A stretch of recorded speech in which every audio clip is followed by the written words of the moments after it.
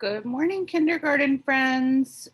You are here again today with Mrs. Harris. Happy Thursday. We have a new book to read today. We're going to use this book to keep working on how the pictures always match the words in a story. So the illustrations always match the text. The illustrations can also give us more information about the story. So when we're reading a story, we read the words, and then if we look at the pictures, we can learn more about what is happening in the story. So I'm going to share my screen with you because I want you to look at the front cover of our story today.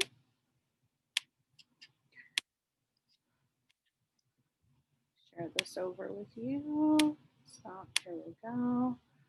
Okay, so I'm going to push play here, get to our front cover. Let's see, there it is. All right.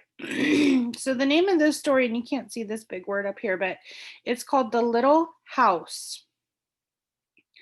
And it's by Virginia Lee Burton. Excuse me. So if you look at the front cover of this book, what do you think this story is going to be about?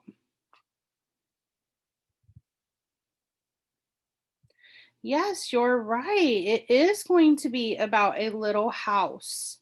So our illustration here is a little house, and the name of the book is The Little House.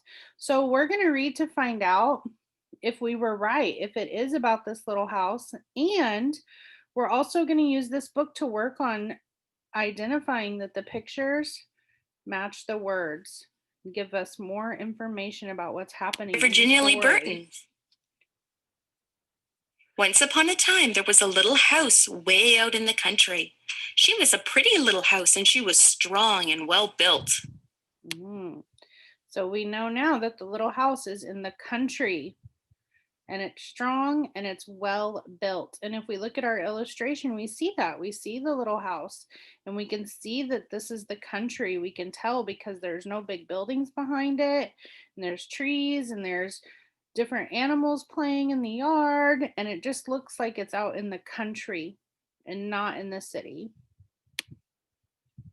The little house was very happy as she sat on the hill and watched the countryside around her. She watched the sun rise in the morning, and she watched the sun set in the evening. If we look at this picture, what do you think our words are going to be about? Yes, that is right. It is going to be talking about the little house in the country. And it looks like we might be getting some more trees and some more things happening in our story. In the nights, she watched the moon grow from a thin new moon to a full moon, then back again to a thin old moon. And when there was no moon, she watched the stars. Way off in the distance, she could see the lights of the city. The little house watched the countryside slowly change with the seasons. In the spring, she waited for the first robin. She watched the grass turn green. She watched the buds on the trees swell and the apple trees burst into blossom. She watched the children playing in the brook. In the long summer days, she sat in the sun and watched the trees cover themselves with leaves, and white daisies cover the hill. She watched the apples turn red and ripen. She watched the children swimming in the pool. In the fall, she watched the first frost turn the leaves to bright yellow and orange and red. She watched the harvest gathered and the apples picked. She watched the children going back to school. In the winter, she watched the children coasting and skating. Year followed year. The apple trees grew old and the new ones were planted. Now at night, the lights of the city seemed brighter and closer. One day, the little house was surprised to see a horseless carriage coming down the winding country road. Pretty soon, there were more of them on the road and fewer carriages pulled by horses. Pretty soon, along came a steam shovel, and it dug a road through the hill covered with daisies. Then some trucks with tar and sand And finally, a steamroller came and rolled it all smooth, and the road was done. Now the little house watched the trucks and automobiles going back and forth. Oh, no.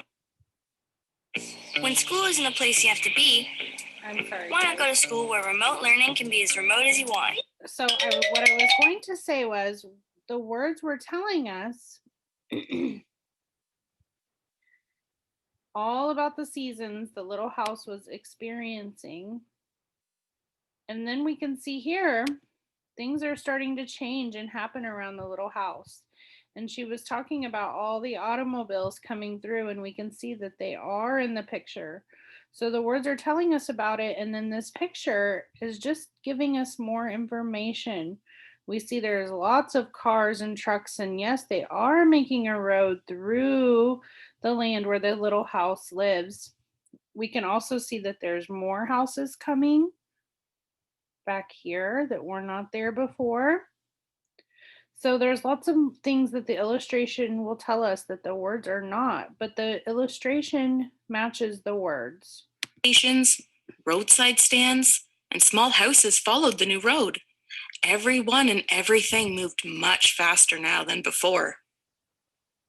More roads were made, and more houses and bigger houses, apartment houses and tenement houses, schools, stores, and garages crowded the little house. No one wanted to live in her and take care of her anymore. Now it was not so quiet and peaceful at night. Now the lights of the city were bright and very close, and the street lights shone all night. The little house missed the field of daisies and the apple trees dancing in the moonlight. Pretty soon there were trolley cars going back and forth in front of the little house all day and part of the night. Everyone seemed to be very busy, and everyone seemed to be in a hurry. Pretty soon there was an elevated train going back and forth above the little house. The air was filled with dust and smoke. Now she couldn't tell when spring came, or summer, or fall, or winter. It all seemed about the same. Pretty soon there was a subway going back and forth underneath the little house. People were moving faster and faster. No one noticed the little house anymore. They hurried by without a glance. So we can tell that they're moving faster and faster by looking at the illustration, because you can see like this guy over here, he looks like he's running. So the illustration is matching the words, and we can see all these buildings and all these things moving in on the little house. And so we're going to stop there for today. And so I really hope you enjoyed our read aloud today. And tomorrow we will finish up our story, and we will continue to use our book to learn about how the illustrations match the words.